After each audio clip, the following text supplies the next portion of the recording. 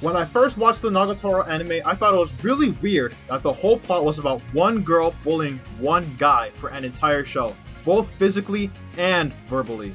I thought it was just flirting on a more extreme level, so I went back and watched it again and gave it a second chance to see if my thoughts would change. And they sure did. The anime is pretty wholesome if you think about it. It follows in the footsteps for the Uzuki anime, where a complete loner goes from always being by himself to having social interactions daily and fitting in, due to the other protagonists not wanting them to be alone. In some instances, Nagatoro tries to include senpai or Nayato Hachi Oji. I probably butchered that name, so I'll just call him senpai, so he could have some self-esteem moving forward. So when anyone could be a potential risk towards his self-esteem, Nagatoro would get defensive, as you have seen in the anime, and even stick up for him at times. And it all pays off in episode 7, when Senpai told Nagatoro to leave with him since she clearly wasn't interested hanging around the other guys at a table.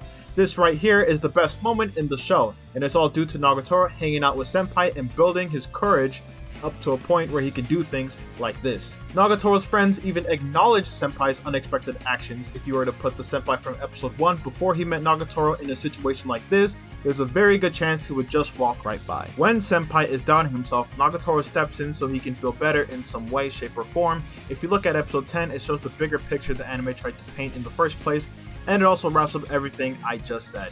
It could also support why Nagatoro sometimes apologizes for her bullying, since she doesn't want to hurt him and just wants to build him up so he can stand up for himself. In her own way, of course. Everything I said could be completely wrong in this video, and this whole anime could just be about a complete psychopath.